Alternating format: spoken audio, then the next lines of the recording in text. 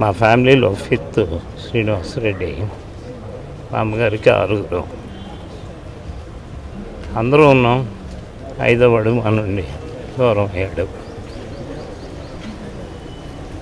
ఫోటోగ్రఫీగా ఒక 97 సినిమాలు చేశాడు. మంచి efficient cameraman. But health permit చేయక మా నుండి దూరం అయ్యాడు.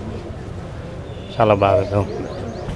ప్రముఖ కెమెరామెన్, నిర్మాత, దర్శకుడు, అన్నిటికీ మంచి మిత్రుడు అయిన శ్రీనివాస్ రెడ్డి గారి అకాల మరణం చాలా దిగ్భ్రాంతిని లోను చేసింది. చాలా కాలంగా మంచి మిత్రులు మేము. ముఖ్యంగా ప్రతి సంవత్సరం కూడా శబరిమలైకి మేమందరం కలిసి ఒక బ్యాచ్గా గత 15 సంవత్సరాలుగా కలిసిమెలిసి అనేక కార్యక్రమాల్లో పాల్గొన్నాం. నిన్ననే 3 రోజుల క్రితం శబరిమల నుంచి తిరిగి వస్తూ కూడా ఈ సంవత్సరం 2 ఏళ్ళు కూడా శ్రీనివాస్ రెడ్డిని మిస్ అయ్యాం మనం అని చెప్పి కూడా అనుకుంటూ వచ్చాం. ఇక్కడికి రాగానే ఈ వార్త వినేటప్పటికీ చాలా బాధ కలిగింది.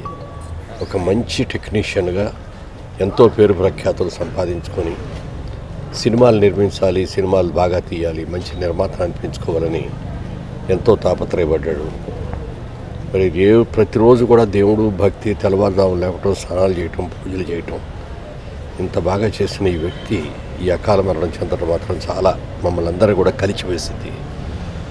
ఆయన ఆత్మకు శాంతి కలగాలని ముఖ్యంగా వాళ్ళ కుటుంబ సభ్యులకందరికీ కూడా నా సానుభూతి తెలియజేస్తున్నాను.